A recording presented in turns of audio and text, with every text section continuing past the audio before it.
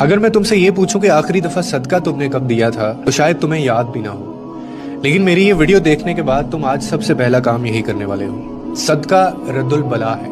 नबी करीम सल्लल्लाहु अलैहि वसल्लम की ज़ात अक़दस में एक खातून हाजिर हुई और उन्होंने आकर कहा कि या रसूलल्लाह, मेरा बच्चा बहुत बीमार है, आप उसे कोई तलकीन फरमाइए, मुझे कुछ बताइए जिससे वो ठीक हो जाए। तो आपने फरमाया कि बीबी जाओ, जाकर एक बकरा सदके में दो।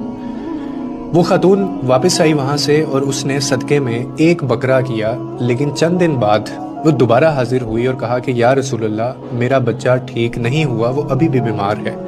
तो आपने दोबारा उसको फरमाया कि जाओ, जाकर एक बकरा और दो। दोबारा कहा उन्होंने। वो दोबारा गई, उसने दूसरा बकरा भी दिया, हत्ता कि वो छठी मर्तबा वो वापस आई। और जब आई तो नबी पाक सल्लल्लाहु अलैहि वसल्लम के पास आकर उसने फिर यही कहा, बताया कि बच्चे की सेहत जो है वो ठीक नहीं हो रही, वो वैसी ही है। उसके बाद आपने फिर फरमाया कि दोबारा देखो और जाओ, जाके एक बकरा और सदके में करो। अब इसके बाद जब वो वापस गई ना, तो इस बार उस वसवसों ने उसको घेर लिया, या लोगों की बातों ने उसको घेर लिया, ये शैतानी जो एक सोच होती है वो बातों ने उसको घेर लिया। और लोग उसे कहने लगे कि बीबी, तुम किसके पीछे नाउज़ बिल्ला लगी हुई हो?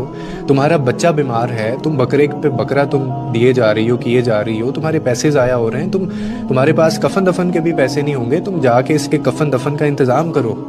तुम्हें नज़र नहीं आ रहा कि उसकी जो सेहत है वो ठीक नहीं है, या वो मर जाएगा ऐसे ही? और आखिर में तुम्हारे पास एक बकरी भी, ये आखिरी बकरी है जो तुम ज़िबा करने लगी हो, उसके पास तो पैसे ही नहीं होंगे तुम्हारे पास। इसीलिए बेहतर है कि उसको बेच के उसके कफन दफन का बंदोबस्त करो। अब वो खातून इस दफ़ा बातों में आ गई और बातों में आकर उसने वो जो बकरा था वो नहीं दिया।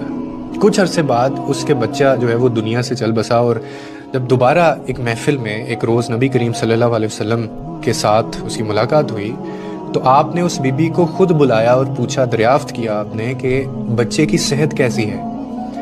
तो उस बीबी ने आगे से जवाब दिया कि मेरा बच्चा जो है वो दुनिया से चला गया है, वो मर गया है।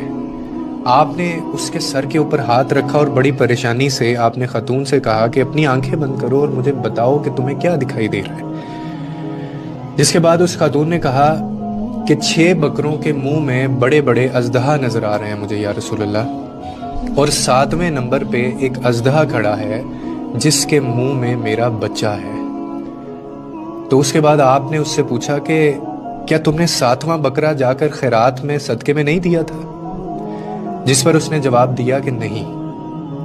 और उसके बाद आप रसूलुल्लाह सल्लल्लाहु अलैहि वसल्लम ने फरमाया कि कुछ बलाएं ऐसी सख्त और बड़ी और ताकतवर होती हैं कि उसके लिए हमें